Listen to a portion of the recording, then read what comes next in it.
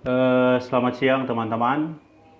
Saya kali ini diminta untuk memberikan pendapat dan juga saya posisi di sini sebagai perwakilan, salah satu perwakilan dari masyarakat adat Papua. Nah, di sini saya mau menanggapi secara khusus tentang Undang-Undang Minerba dan Omnibus Law yang sementara telah disahkan oleh DPR RI. Nah, di sini saya secara pribadi saya melihat bahwa ini ada terjadi simpang siur ataupun saya kalau bicara ya saya bisa bilang uh, memanfaatkan kesempatan dalam kesempitan. Ketika masyarakat lagi takut-takutnya untuk menghadapi wabah corona, pandemi corona, uh, di saat yang sama DPR dapat mengesahkan undang-undang tersebut. Nah, setelah pandemi ini berakhir, bagaimana nasib masyarakat adat?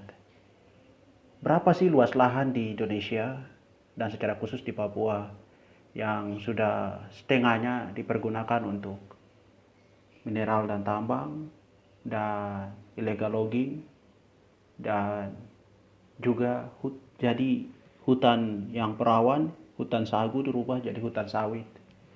Nah, di sini menjadi masalah. Kenapa saya bilang undang-undang ini menjadi masalah? Posisi masyarakat adat di dalam negara ini belum jelas. Undang-undang menjadi tumpang tindih. Di mana sih yang kalian atau para pemimpin, pengambil kebijakan yang memutuskan dan lain sebagainya, membuat undang-undang? Di mana sih posisi masyarakat adat dalam undang-undang ini? Katanya sudah ada undang-undang tentang masyarakat adat. Ya, terus undang-undang ini apakah ada sinkron sama masyarakat adat? Ini perlu dipikirkan. Untuk di Papua, yang mau saya garis bawahin bahwa tidak ada tanah kosong. Tidak ada tanah kosong. Semua tanah yang ada di Papua itu milik setiap marga yang ada di Papua, terutama orang-orang asli Papua. Jadi kalau pemerintah membuat undang-undang minerba dan membilang luas lahan sekian, Anda mau buka tambang di mana sih? Apa mau mengusir masyarakat pribumi yang ada di situ, masyarakat adat yang berada di tempat dan harus pergi? No. Sekarang ketika wabah begini, selain yang punya duit banyak, yang bisa bertahan hidup dan tetap nyaman adalah masyarakat adat. Karena mereka mengerti bagaimana memanfaatkan alam, bagaimana memanfaatkan hasil-hasil yang ada untuk bertahan hidup dan untuk bagaimana menjamin keluarga dan lain sebagainya. Nah, kita lihat Kalimantan, kubangan-kubangan di mana-mana. Mana ada pemerintah yang turun relokasi lahan? Tidak ada.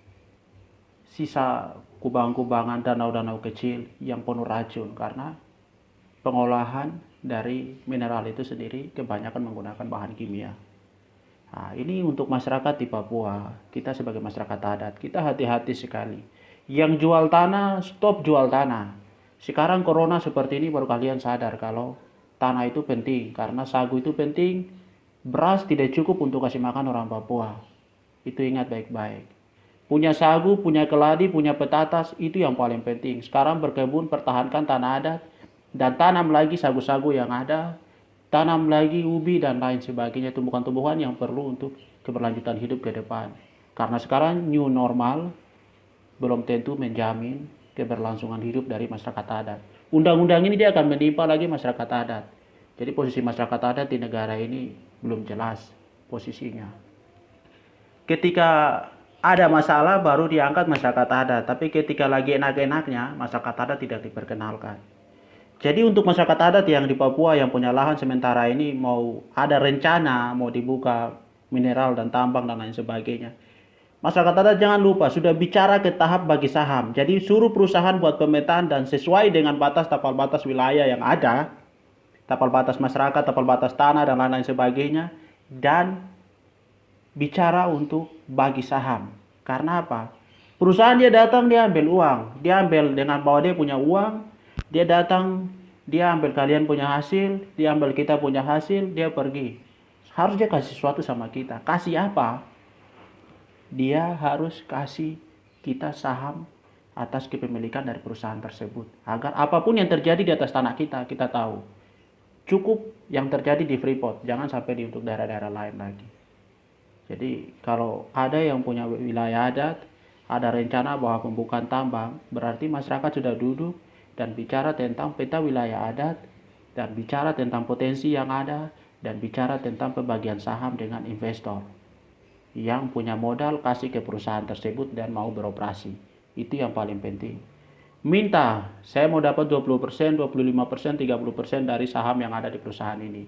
Kalau kamu tidak mau kasih, berarti kami juga tidak memberikan kami punya tanah adat untuk dikelola. Nah, itu yang pertama tentang masyarakat adat. Yang berikut tentang lingkungan. Di sini saya tidak tahu di Undang-Undang Minerba ini memang di Undang-Undang untuk KLHK itu memang ada deh bicara tentang kelestarian lingkungan dan lain sebagainya, PPLH. Tetapi di Minerba sini ada tidak dia bicara bagaimana kita tenaga kerjaan kalau ini tumpang tindih seperti ini. Jadi kerusakan lingkungan akan terus berlanjut dan wabah-wabah seperti corona dan lain sebagainya akan terus bertambah. Jadi saya mau pesan di sini bahwa untuk kita masyarakat adat di Papua, kita sudah tidak punya tanah lagi, kita sudah tidak punya hutan lagi, kita sudah tidak punya sungai lagi, kita sudah tidak punya hewan lagi, sudah tidak punya ikan lagi.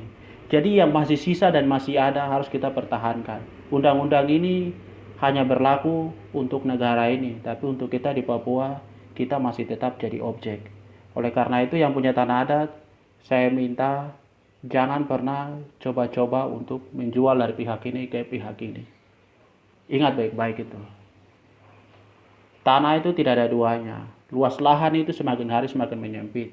Jumlah manusia semakin hari semakin bertambah. Kebutuhan akan hidup semakin hari semakin bertambah. Makan minum semakin hari semakin bertambah. Oleh karena itu hari ini kau lihat kau punya tanah 1 hektar, tapi belum tentu besok ada 1 hektar yang sama. Oleh karena ingat untuk masyarakat di Papua, tong jaga tompu tanah, tong jaga tong punya hutan yang sisa, tompu sungai, tompu laut, dan segala isinya dengan baik. Jangan pernah coba-coba untuk jual itu. Tapi lestarikan, manfaatkan yang ada, dan bisa diekonomikan tapi dengan cara yang halal. Jadi bisnis berbasis masyarakat adat dan ekonomi mandiri itu ke depan kita akan terus dorong. Jadi jangan pernah berkecil hati, minder, atau tidak percaya diri dengan hal-hal yang ada. Negara ini dia buat undang-undang hanya untuk pihak-pihak tertentu. Tapi kita sebagai masyarakat adat yang turut simpati juga dengan yang masyarakat adat yang ada di Kalimantan, di Sumatera, di Sulawesi, dan ada di seluruh dunia bahwa kita adalah korban. Oleh karena itu, tolong yang masih sisa dijaga dan dirawat. Salam.